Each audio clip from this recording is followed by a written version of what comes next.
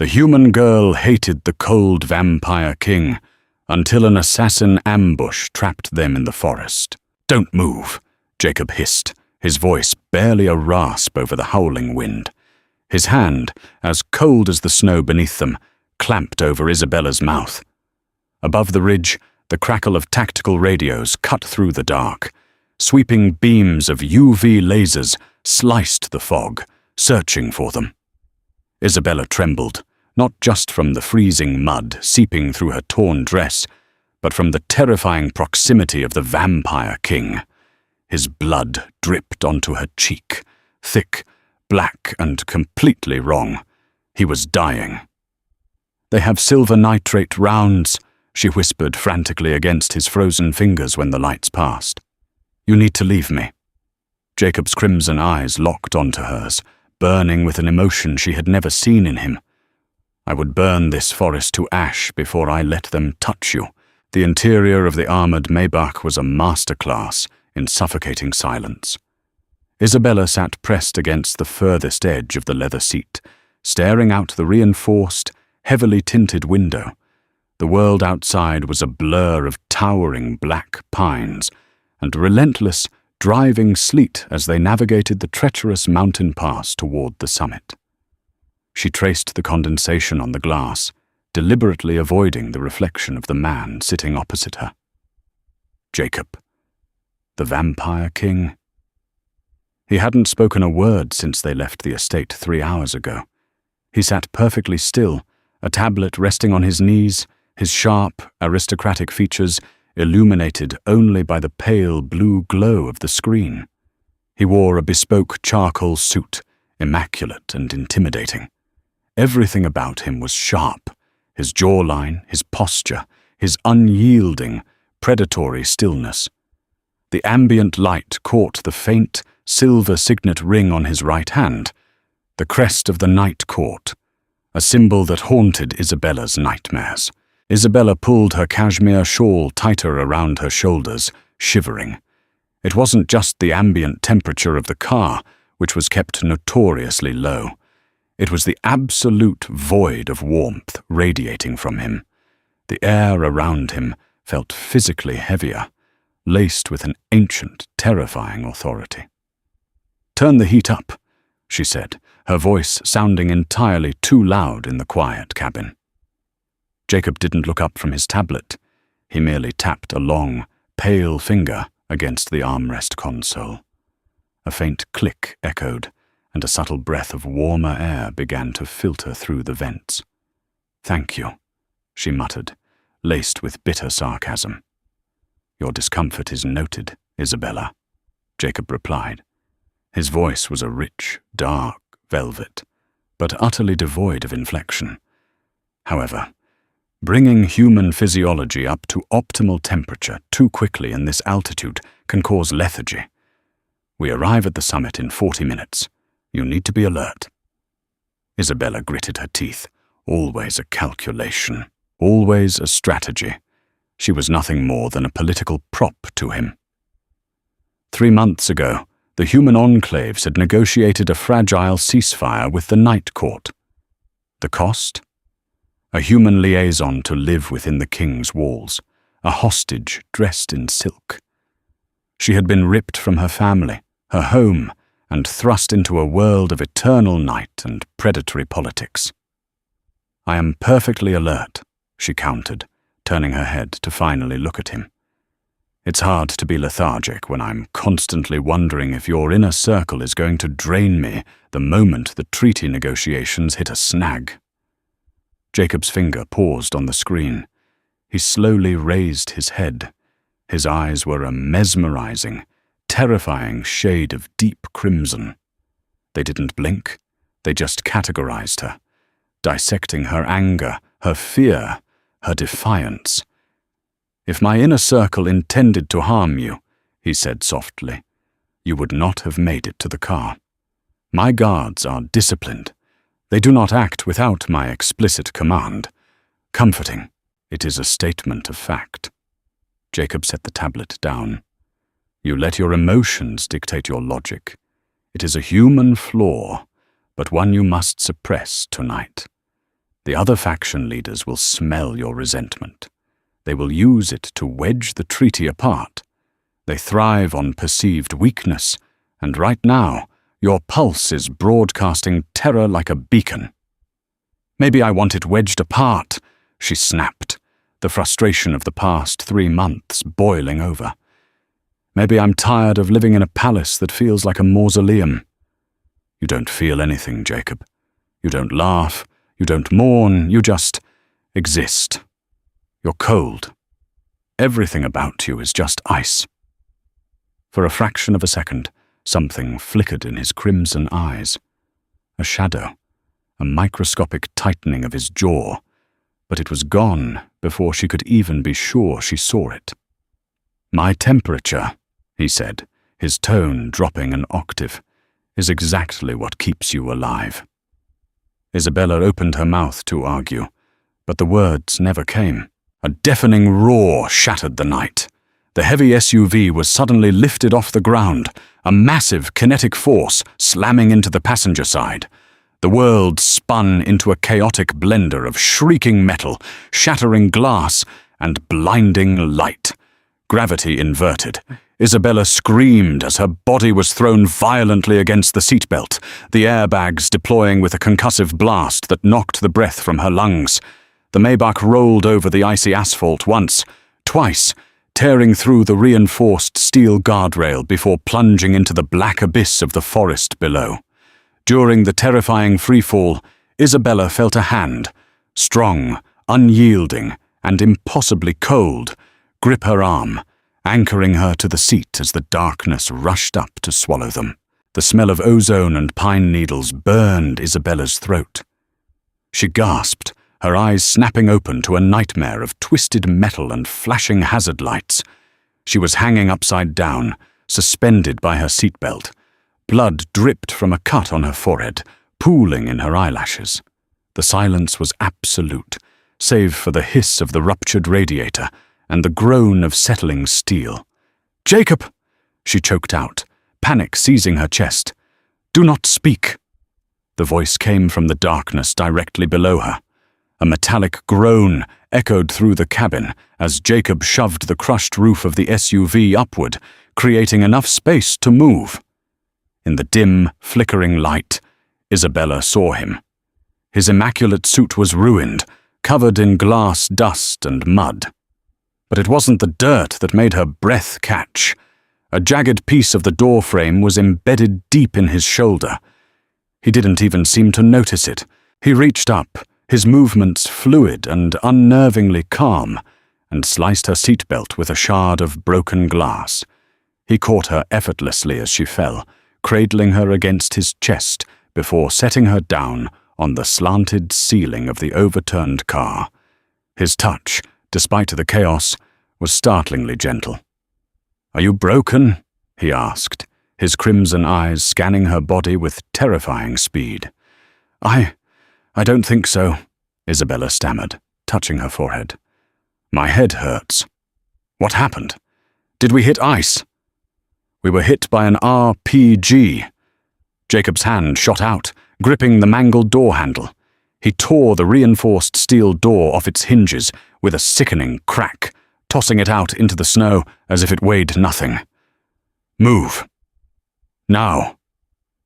He dragged her out of the wreckage into the biting, freezing wind. The snow was already calf-deep. Above them, up the steep embankment they had rolled down, the distant glow of burning debris illuminated the road. Suddenly, a blinding white light swept through the trees from the road above. "Thermal scopes," Jacob whispered, shoving Isabella hard against the trunk of a massive oak tree. He pressed his body flush against hers, shielding her completely from the embankment. His body felt like a block of solid marble, immovable and dense. "Who are they?" she breathed, her heart hammering against her ribs like a trapped bird. "Assassins. Human mercenaries.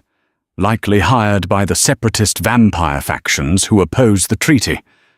Jacob looked down at her. "They know I am in this vehicle. They know you are with me." A series of sharp, suppressed thwips echoed through the woods. The bark of the oak tree inches from Isabella's face exploded into splinters. She screamed, but Jacob's hand was instantly over her mouth. "Run!" he commanded, his eyes flashing with a violent, protective fury. "Straight into the tree line. Do not look back." "I can't. Run, Isabella." He shoved her toward the dense thicket, turning back toward the embankment, just as 3 figures in white winter tactical gear rappelled down the slope. They held heavy, matte black rifles. Isabella stumbled through the deep snow, her boots slipping on the ice. She looked back over her shoulder, just in time to see Jacob move.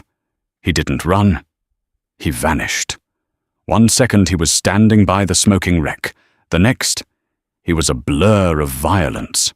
He slammed into the first mercenary, the impact echoing like a thunderclap. The man's rifle fired wildly into the air before he was thrown 30 feet into the darkness, his body cracking against a boulder. But these weren't ordinary thugs. The second and third mercenaries adjusted instantly. The muzzle flashes from their rifles were bright blue. UV rounds. Isabella's stomach plummeted. And silver. Jacob dodged the spray of light, moving with a supernatural grace, but in the tight confines of the crash site, there was nowhere to maneuver. He lunged for the second shooter, tearing the rifle from his hands, but the third mercenary dropped to a knee and fired point blank into Jacob's chest. A choked, guttural roar ripped from the vampire king's throat. He stumbled backward, clutching his side. "Jacob!" Isabella screamed, abandoning her flight and taking a step back toward him. "Go!" he roared, backhanding the third mercenary with enough force to shatter the man's tactical helmet. Jacob didn't finish them off. He grabbed the dropped rifle, crushed it beneath his heel, and sprinted toward Isabella. He caught her around the waist, lifting her off her feet, and plunged them both into the absolute darkness of the freezing, ancient forest. Behind them, the shouts of reinforcements echoed down the embankment. The hunt had begun. They ran for what felt like hours, though Isabella's perception of time had dissolved into a haze of exhaustion and terror. Jacob didn't set her down. He carried her over fallen redwood trunks, through frozen streams, and up impossibly steep, rocky inclines. His speed was terrifying, but his breathing, which usually didn't exist, was becoming erratic. Every few minutes he would stumble, his grip on her tightening to the point of bruising before he righted himself. The cold was absolute. The forest canopy was so thick that the moonlight couldn't penetrate, leaving them in pitch blackness. Isabella's silk dress and thin cashmere shawl were practically useless against the sub-zero temperatures. She was shivering violently, her teeth chattering so hard her jaw ached. Finally, Jacob collapsed. They spilled into a shallow, rocky outcropping, hidden beneath the roots of a giant, ancient pine. Isabella hit the frozen dirt hard, but scrambled backward, her eyes adjusting to the faint, bioluminescent glow of the forest moss. Jacob lay on his back, his chest heaving. His charcoal suit coat was soaked, but the liquid spreading across his white dress shirt wasn't red. It was thick, viscous, and black like crude oil. "Jacob!" Isabella crawled toward him, her fear of the man entirely eclipsed by the horror of the moment. He coughed, a wet, rattling sound. "Silver nitrate," he rasped, his eyes closed. "Mixed with dead blood ash, it stops the cellular regeneration. It's burning through the vascular tissue." Isabella knelt beside him. Up close, the damage was catastrophic. The bullet had caught him just below the ribs. For a vampire, a gunshot was usually an annoyance. This was tearing him apart from the inside, the silver reacting violently with his immortal biology. "What do I do?" she asked, her voice cracking. "How do I fix it?" "You don't." His crimson eyes fluttered open, locking on to her. They were dimmer now, the predatory fire fading into something startlingly human. Exhaustion. "You wait here. They cannot track my thermal signature. I don't produce heat. By morning, they will assume I dragged you out of the zone. You can hike south toward the valley. There is a human settlement 12 miles from here." "I am not leaving you here to die," she shot back, anger flaring through her shivering body. "I am already dead, Isabella," he said flatly. "You know what I mean." She reached out, hesitating for a fraction of a second, before pressing her trembling hands over the wound. The moment her skin touched the black blood, Jacob flinched violently, a hiss escaping his teeth. "Don't!" he commanded, trying to push her hands away, but he was incredibly weak. "Stop fighting me," she ordered. Tearing the cashmere shawl from her shoulders, she balled it up and pressed it hard against the entry wound. "You said my emotions dictate my logic. Well, my logic says if the Vampire King dies in the woods with me, the Night Court will slaughter my entire city in retaliation.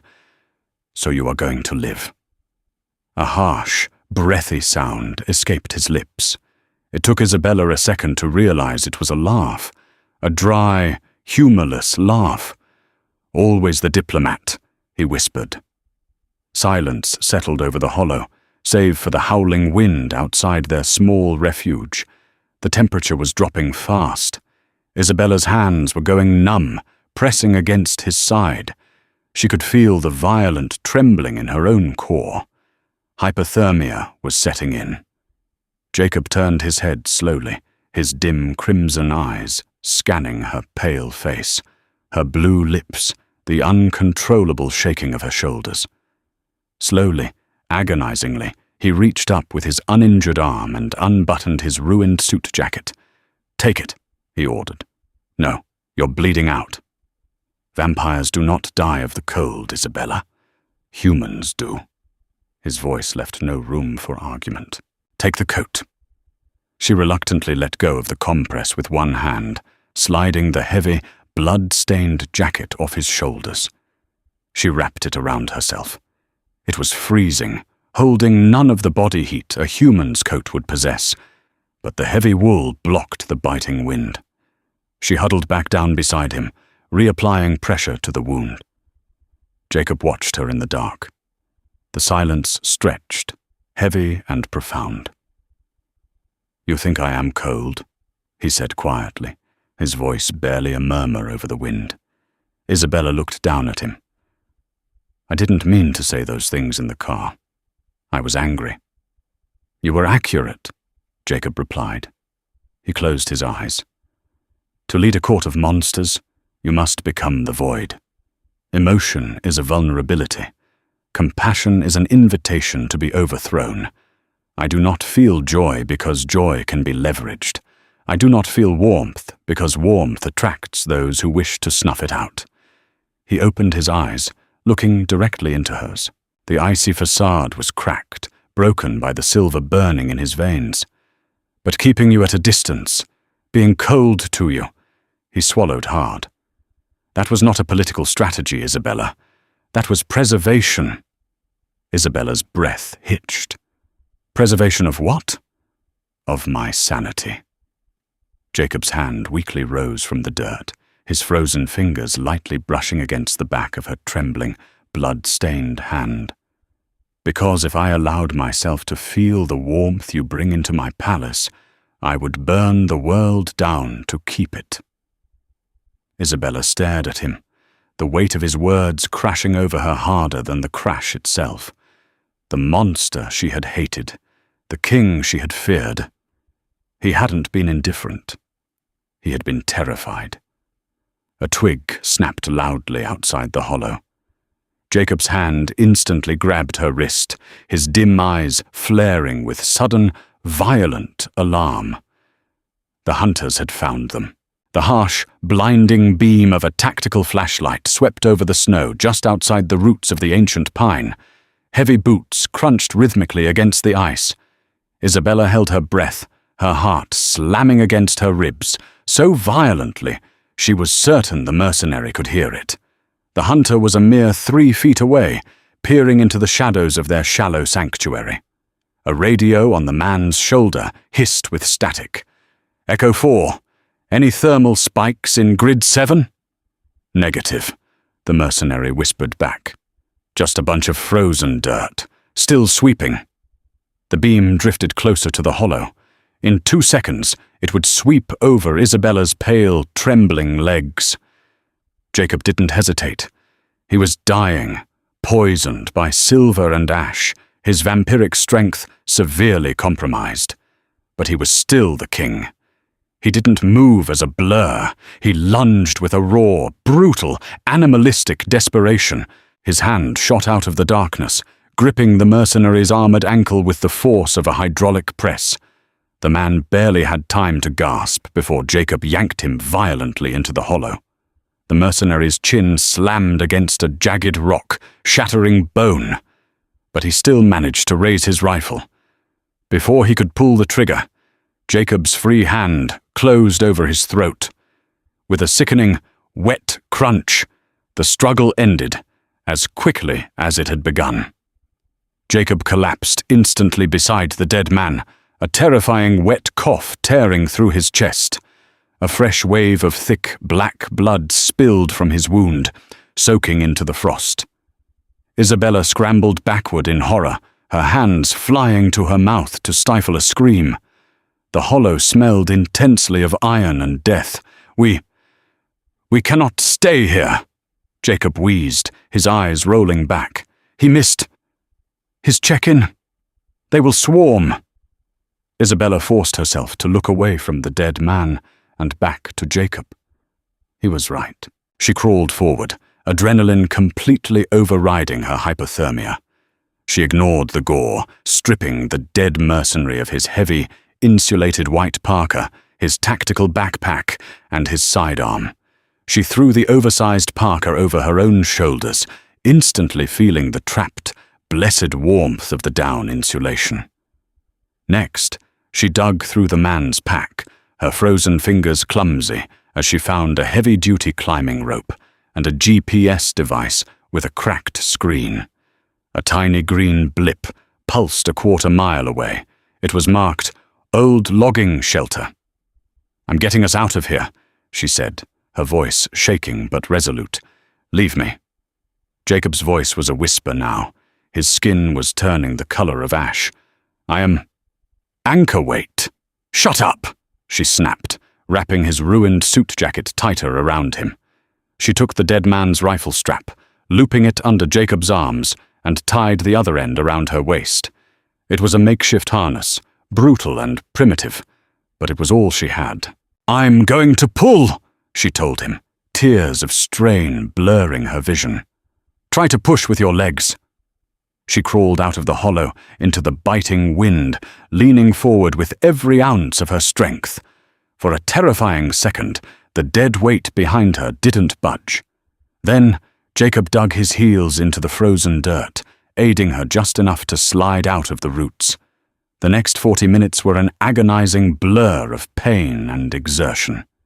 Isabella dragged the Vampire King through the snow-choked forest, her muscles screaming, her breath tearing through her throat like broken glass. Every shadow looked like an assassin. Every gust of wind sounded like a silencer firing. But she didn't stop. She couldn't. Finally, breaking through a dense thicket of white birches, she saw it. A dilapidated, rotting wooden cabin leaning heavily against the side of the mountain. The door of the logging shelter was kicked off its hinges, snow drifting onto the rotted floorboards. It was little more than a box to block the wind, but in the center of the room sat a rusted iron wood stove. Isabella dragged Jacob inside, unhooking the harness and letting him collapse onto a pile of moldy burlap sacks. He was completely unresponsive now, his breathing shallow and rattling. Working with frantic speed, she pulled emergency road flares and a dry block of kindling from the mercenary's pack. Within minutes, a small, smoky fire was crackling inside the stove. The ambient temperature of the small room began to rise just enough to stave off frostbite. She knelt beside Jacob. The black veins radiating from his gunshot wound had crept up his chest, sprawling toward his neck like a terrifying spiderweb. "Jacob," she said, shaking his good shoulder. "Jacob, look at me." His eyelids fluttered. The crimson glow in his irises was almost entirely extinguished, replaced by a dull, milky pink. "The bullet," he rasped, his voice sounding like dry leaves. "It is lodged near the spine. The silver is necrotizing my heart." Isabella stared at the ragged hole in his side. She was no medic, but she understood the physics of poison. "I have to take it out." "You cannot." "I have a knife," she said, pulling the dead mercenary's combat blade from its sheath. She walked over to the wood stove, resting the flat of the blade against the iron until the metal began to smoke. When she returned to his side, Jacob was watching her. The absolute terror in his dim eyes wasn't for himself. "Isabella, do not." "I have to dig it out," she whispered, her hands shaking violently. "If I don't, you die. And if you die, I die. Hold still." She didn't give him a chance to argue. She pressed her free hand hard against his chest, holding him down, and guided the tip of the heated knife into the wound. Jacob arched off the floorboards, a guttural, inhuman shriek tearing from his throat. His hands turned into claws, gouging deep gashes into the wooden floor. The heat of the blade hissed against his black blood, filling the cabin with an atrocious stench. I know, I'm sorry," Isabella sobbed, tears streaming down her face as she dug deeper, feeling blindly with the tip of the knife. Her knuckles brushed against his frozen flesh. He was so cold, but his pain was agonizingly human. Clink. The knife tapped against something solid. She angled the blade, leveraging it beneath the slug, and pushed. With a sickening squelch, a mangled chunk of silver and lead popped out of the wound, clattering onto the floorboards. Isabella collapsed back, gasping for air, the bloody knife slipping from her fingers. Jacob lay perfectly still. He wasn't screaming anymore. "Jacob," she whispered, crawling back to him. The bullet was out, but the black veins weren't retreating. The ash was still in his system, choking his regenerative abilities. He was slipping away. "Jacob, please," she begged, grabbing his face. His skin was like marble. "Fresh." He barely breathed the word. Fresh blood.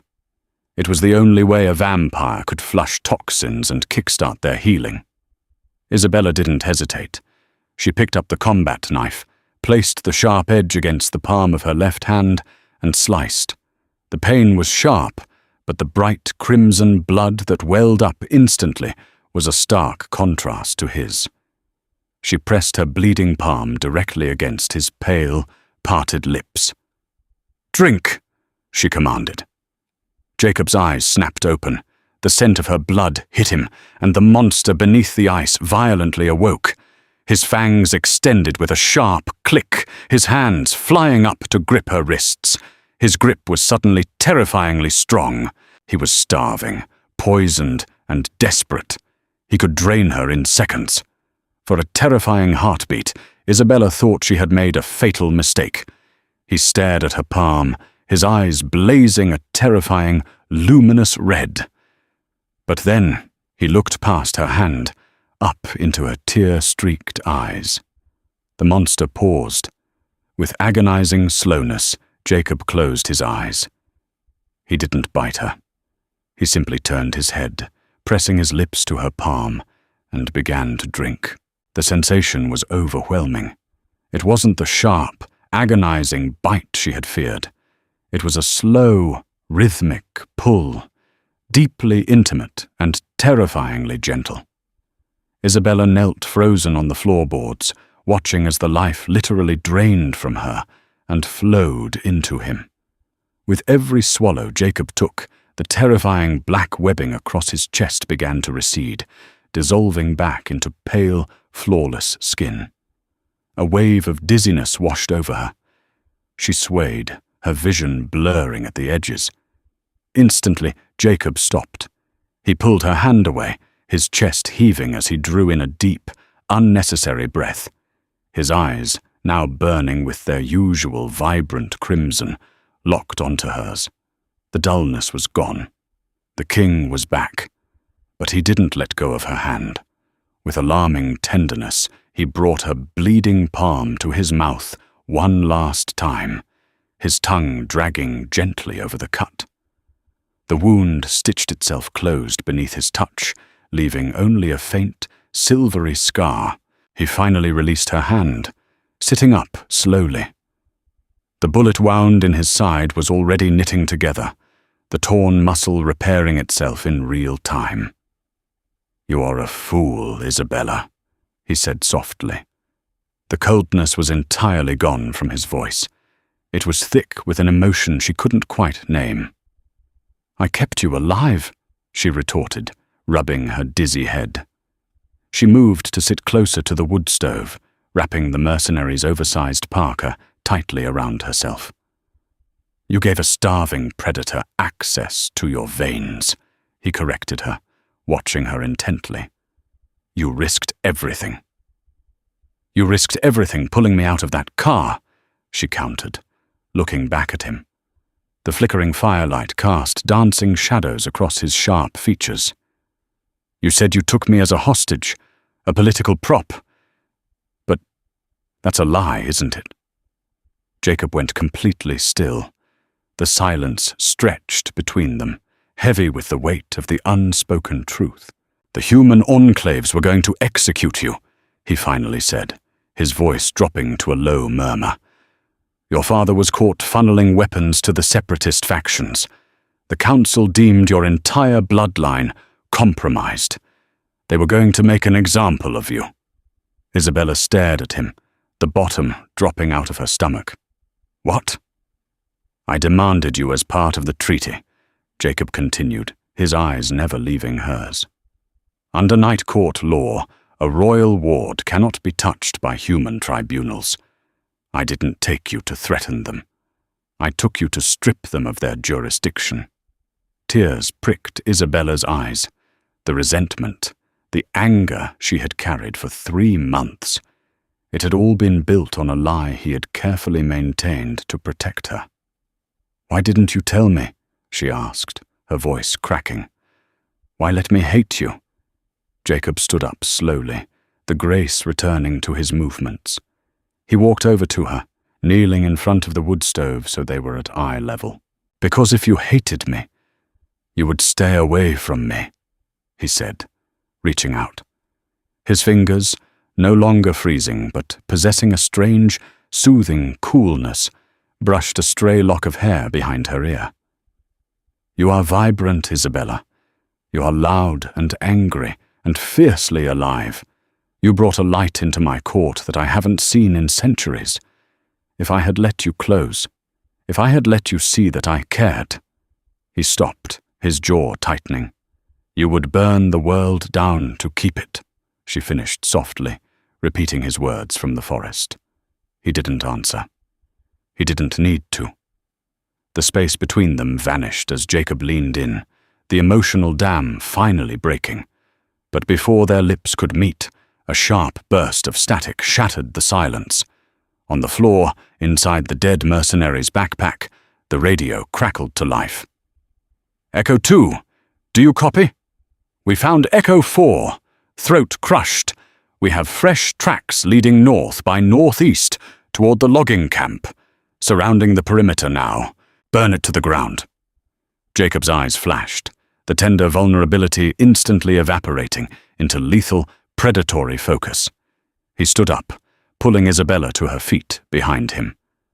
The hunt wasn't over. It had just arrived at their door. The first bullet tore through the rotting timber of the logging cabin before the radio's static even fully faded. It shattered a tin mug resting on a nearby crate, spraying Isabella with metallic shrapnel. Jacob moved faster than human thought. He grabbed her by the shoulders, hurling her toward the center of the room. "Get behind the stove!" he roared. Isabella hit the floorboards hard, scrambling frantically behind the rusted iron belly of the wood stove. just as the front wall of the cabin disintegrated under a barrage of heavy, suppressed gunfire. Bright blue streaks of UV-laced ammunition crisscrossed the darkness, illuminating the swirling dust and splintering wood like a deadly laser show.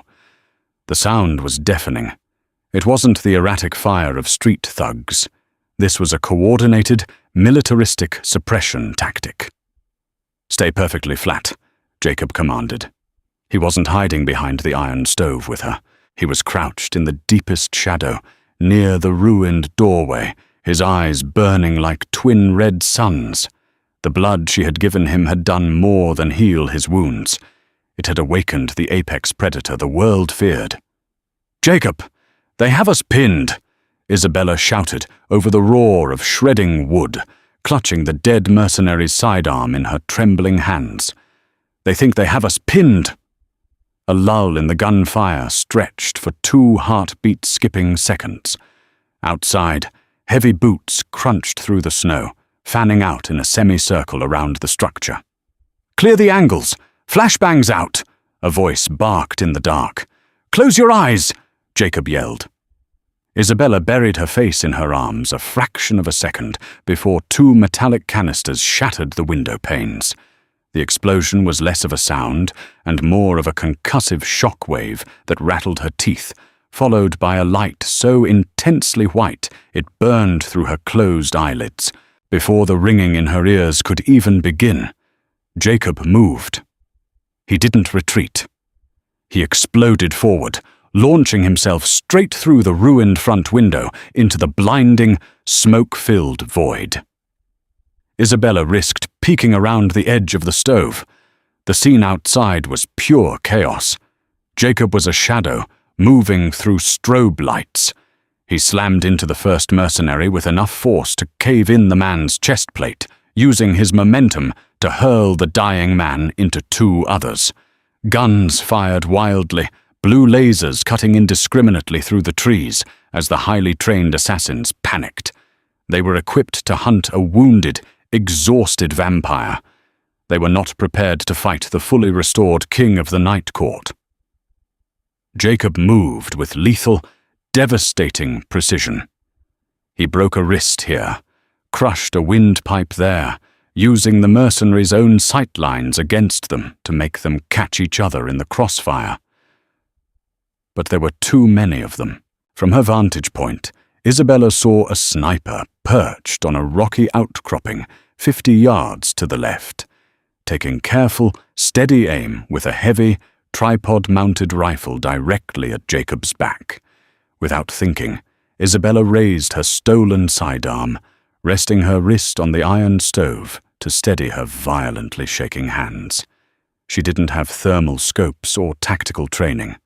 She only had adrenaline and a desperate, blinding need to protect the man fighting for her life outside. She pulled the trigger. The heavy recoil bruised her palm, but she fired again and again, emptying half the magazine towards the ridge. She didn't hit the sniper, but the shower of bark and sparks from the rock face beside him ruined his shot. His heavy UV round tore through the snowy earth 3 feet to Jacob's right. Jacob's head snapped toward the trajectory. He gave Isabella one brief, blazing look of acknowledgement before tearing a rifle from a fallen mercenary and returning fire up the ridge with terrifying accuracy. The sniper slumped over the rocks, dead. "Fall back!" the mercenary commander screamed over the comms. "He's at full strength! Initiate protocol, Inferno! Burn the structure!" The command sent a paralyzing spike of fear straight into Isabella's chest. 3 mercenaries near the tree line stopped firing. They slung their rifles over their shoulders and unholstered heavy, matte black grenade launchers. "Jacob!" Isabella screamed, abandoning her cover. Jacob dropped the rifle and sprinted back toward the cabin, just as the distinct, hollow thump of the launchers echoed through the woods. 3 canisters shattered through the roof and walls. They didn't explode with kinetic force. Instead, they burst open in violent, hissing geysers of white phosphorus and incendiary gel. The old, dry timber of the cabin didn't just catch fire, it instantly turned into a blast furnace. The temperature in the room skyrocketed from freezing to hundreds of degrees in seconds. The air itself seemed to ignite, stealing the oxygen from Isabella's lungs. Jacob crashed through the doorway, his charcoal suit smoking. He grabbed Isabella by the waist, throwing her to the floor as a beam above them collapsed in a shower of hellish orange sparks. "The front is a wall of fire!" he shouted over the roar of the flames, dragging her toward the back of the cabin. "There's no exit!" "We're going to burn alive!" she choked out, coughing as thick, black smoke filled the space. Her eyes streamed with tears, the heat searing the skin on her face. "I told you," Jacob growled, his voice vibrating with a terrifying, primal resonance. "I would burn the forest to ash before I let them touch you." He didn't look for a door. He looked down. The floorboards beneath them were rotting, weakened by moisture and time.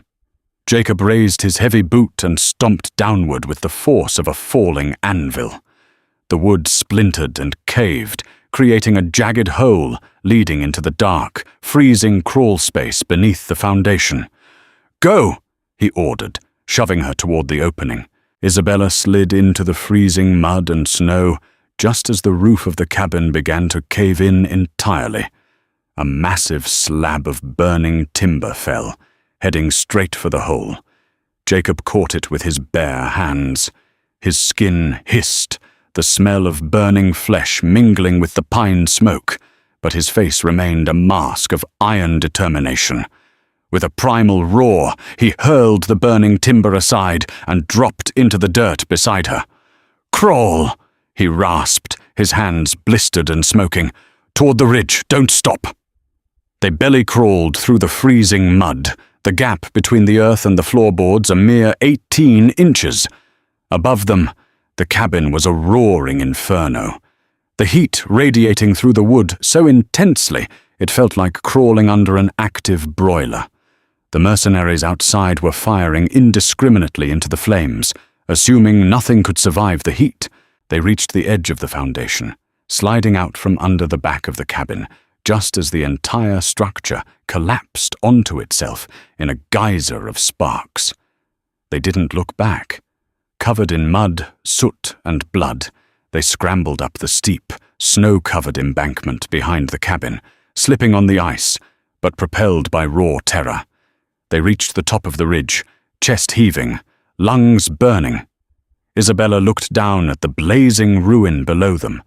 The mercenaries were circling the fire like vultures, unaware their prey had slipped through the dirt. But as Isabella turned to Jacob, a new, far more terrifying realization washed over her. The eastern horizon was bleeding a pale, slate grey.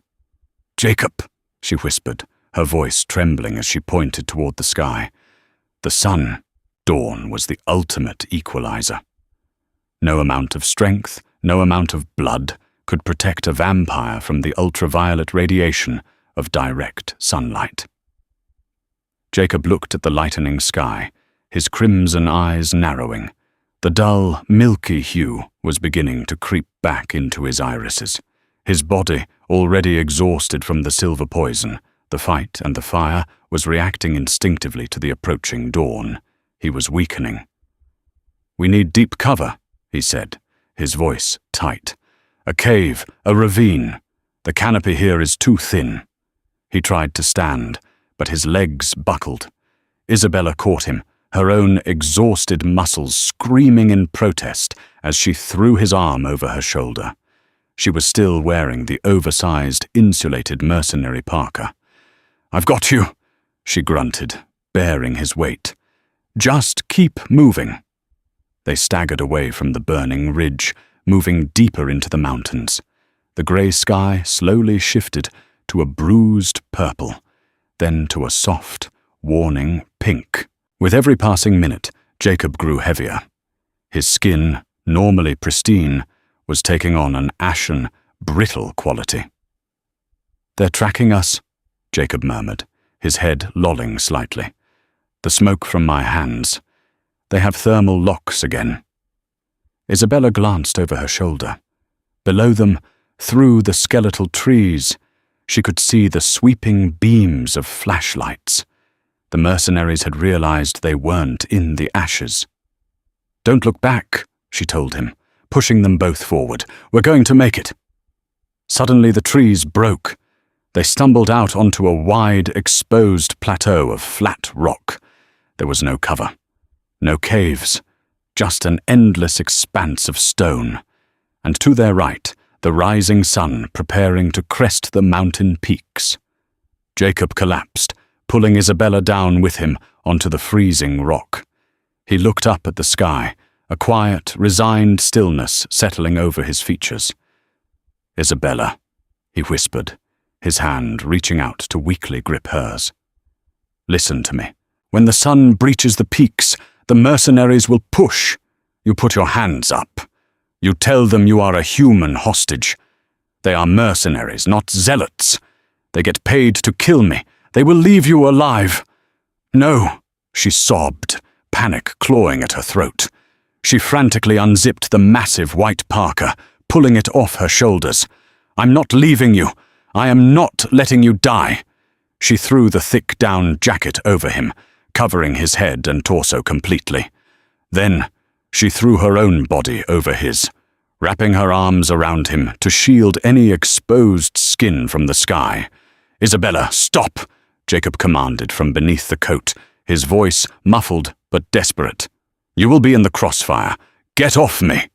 "I burn the world down to keep it," she yelled back, crying openly now as the first golden rays of sunlight pierced the clouds, striking the plateau. Below them, the tree line rustled. 6 mercenaries stepped out onto the rock, their rifles raised, their thermal scopes fixed on the huddled mass of coats and human bodies. "Target acquired," the lead mercenary said, his voice cold and victorious. "Light him up."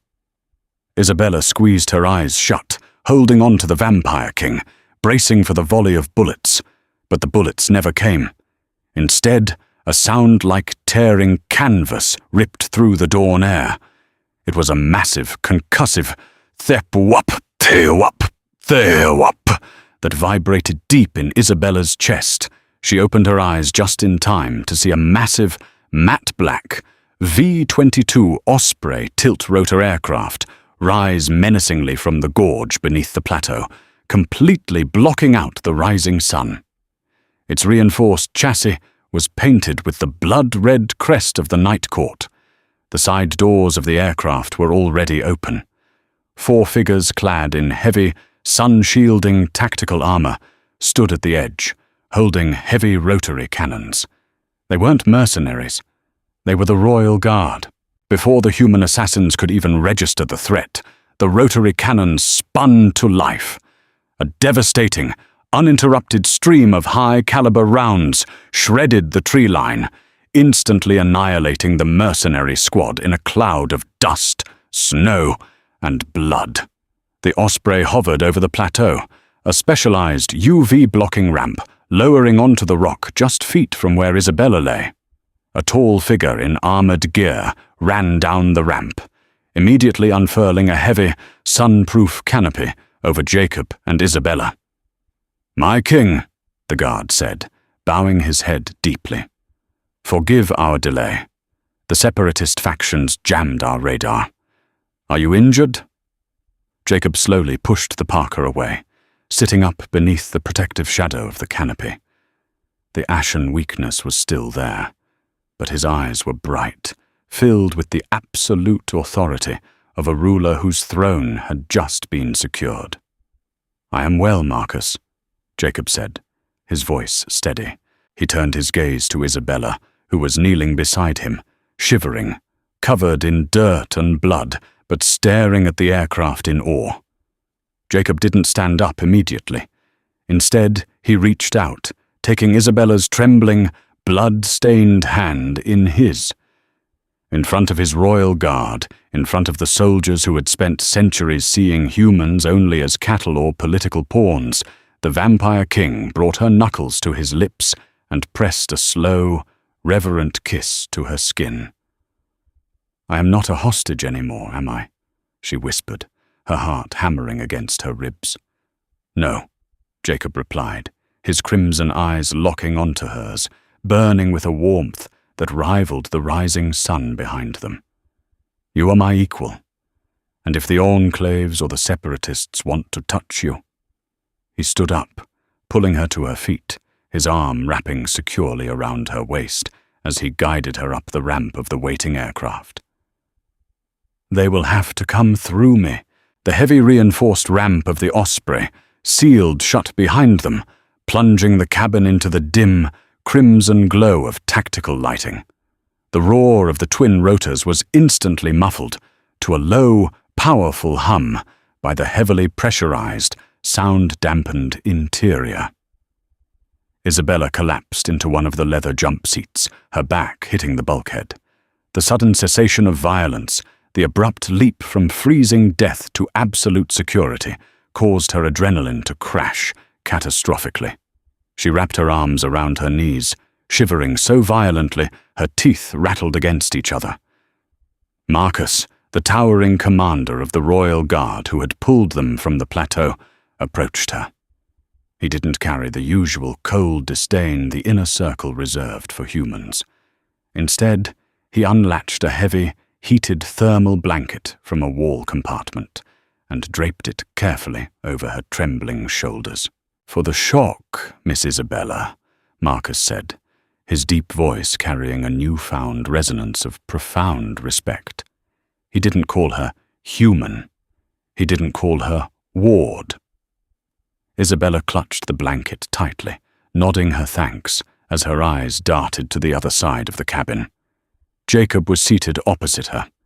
2 field medics were attempting to assess the blistered, soot-stained flesh of his hands and the torn fabric covering his healed side. Jacob, however, ignored them completely. His intense, crimson gaze was fixed solely on Isabella, assessing every tremor in her shoulders, the ash streaked across her pale face, and the drying blood on her hands. "Attend to her," Jacob commanded the medics, his voice slicing through the low hum of the engines. It was the voice of the sovereign, cold, absolute, and entirely terrifying to anyone but her.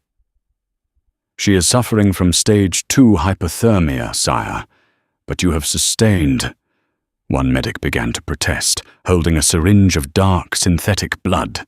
I said, "Attend to her!" Jacob snarled, the temperature in the cabin seemingly dropping 10 degrees. The medics instantly flinched away from him, rushing to Isabella's side with a diagnostic scanner and a heated IV drip. "Jacob, I'm fine," Isabella managed to say, her voice hoarse from inhaling smoke. "Let them help you. Your hands." "My hands will heal," he replied, leaning his head back against the bulkhead and closing his eyes. The fatigue was finally catching up to him, the sun exposure leaving his skin paler than usual. "I have consumed enough of your blood to sustain the regeneration. I will not take another drop, synthetic or otherwise, until I know you are stable." The flight back to the Night Court estate took less than 40 minutes, but it felt like hours to Isabella. As the medics worked, wrapping her in heated coils and cleaning the minor cuts on her face, she watched Jacob. The icy, unfeeling king she had ridden with just hours ago was gone. In his place sat a man fiercely, terrifyingly protective of what was his. When the Osprey finally touched down on the private helipad of the Night Court, the estate was not asleep. The sprawling, Gothic modern fortress of black marble and glass was entirely illuminated against the early morning sky. The massive courtyard below the landing pad was filled with hundreds of the vampire elite, the inner circle, the court nobles, and most importantly, the faction leaders. They were waiting to see if their king was dead. The ramp lowered, the cold mountain air rushed in, but Jacob didn't shiver. He stood up, shrugging off the medics. He didn't bother to find a new coat. He stepped out in his ruined, blood-stained shirt, the damage of the night worn like a terrifying badge of honor. He didn't walk out alone. He reached back, his hand wrapping firmly around Isabella's. As they walked down the ramp side by side, a shocked, rippling murmur swept through the gathered aristocracy. They saw the blood on his clothes. They saw the burns on his hands. But above all, they saw the human girl walking beside him, not cowering, but held securely by the king himself. Lord Valerius, an ancient, silver-haired vampire known for his separatist sympathies, stood at the front of the crowd. He bowed stiffly, though his eyes betrayed a flicker of genuine panic. "My king," Valerius smoothly projected, his voice echoing off the marble. "We were horrified to hear of the ambush. Praise the night you have returned to us unscathed. We have already ordered a tribunal to investigate how the humans—" Jacob didn't break his stride. He moved with a sudden, violent speed that made Isabella gasp. He crossed the tarmac in a blur, his uninjured hand shooting out to clamp around Lord Valerius's throat. With a sickening display of supernatural strength, Jacob lifted the ancient aristocrat 2 feet off the ground, cutting off his words instantly. The courtyard erupted into gasps, the royal guard instantly raising their weapons to keep the surrounding nobles back. "You jammed my radar, Valerius," Jacob whispered, his voice low, vibrating with absolute lethal intent, yet loud enough for the entire courtyard to hear. "Sire, Valerius choked, clawing at Jacob's iron grip. "You thought you could bury me in the snow," Jacob continued, his crimson eyes glowing with feral intensity. "You thought you could use the mercenaries to kill me and execute her, framing the enclaves to shatter the treaty. You underestimated my strength. But far worse." Jacob tightened his grip, the sound of bone straining echoing in the silence. He looked back over his shoulder at Isabella, who stood perfectly still on the ramp, watching the brutal display of power. "You underestimated hers." Jacob looked back to the choking lord. "She saved my life tonight. She bled for me. The next time anyone in this court looks at her, they will not see a hostage. They will see the reason your king still stands." With a flick of his wrist, Jacob hurled Lord Valerius onto the cold marble. The ancient vampire skidded across the ground, coughing violently.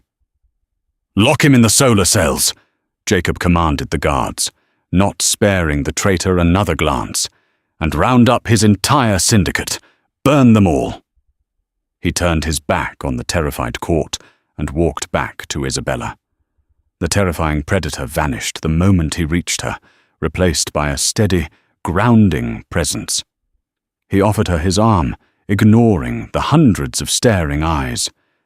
"Come," he said softly, leading her past the stunned nobles and toward the heavy oak doors of the palace. "Let us go home." 2 days later, the shift in power was absolute. Isabella stood on the grand balcony of Jacob's private quarters. Below her, the courtyard was quiet, the ashes of the separatist coup having already settled. She wasn't wearing silk hostage attire anymore. She was dressed in a structured midnight blue gown, a silver chain resting delicately against her collarbone, bearing the royal crest. The heavy doors behind her opened silently. Jacob stepped out onto the balcony, the shadows of the room bending slightly to accommodate him. He was fully healed, immaculate once more in a tailored suit. But the icy, impenetrable aura that used to suffocate the room was gone when he looked at her. He moved to her side, resting his hand casually on the stone balustrade right next to hers. "The tribunal execution orders against your family have been permanently revoked," Jacob said softly, his voice carrying only to her ears. "The enclaves have conceded. They realized that attacking what is mine brings absolute ruin." "And what am I to them now?" Isabella asked, looking up at his sharp profile. "If I'm not a hostage, and I'm not a political prop?" Jacob turned his head, his crimson eyes locking onto hers with a possessive, consuming intensity. He reached out, his cool fingers gently tracing the faint, fading scar on her palm where she had sliced it to save his life. "You are the woman who bled for a monster," he murmured, leaning in until his lips were mere inches from hers. "You are the warmth that conquered the ice. To them, you are untouchable." He closed the final distance, kissing her, not with the desperate, starving need from the cabin, but with a deep, deliberate reverence that sent a jolt of electricity straight down her spine. It was a promise forged in fire and blood. When he finally pulled back, he looked out over his court, his arm sliding firmly around her waist to pull her flush against his side. "To them," the Vampire King declared, his voice echoing with absolute finality over the frozen estate. "You are the queen. Sometimes the people we perceive as the coldest are merely those who have the most to lose by showing their warmth." In the frozen expanse of the mountain, Isabella and Jacob learned that vulnerability isn't a weakness. It is the truest armor we can forge when everything else burns away. Their harrowing survival wasn't just an escape from assassins. It was an escape from the walls they had built around themselves, culminating in a powerful alliance that would reshape their world. Thank you for joining me on this incredible journey of survival, shifting alliances, and deep romance. If this dramatic, high-stakes story kept you on the edge of your seat, please like, share, and subscribe.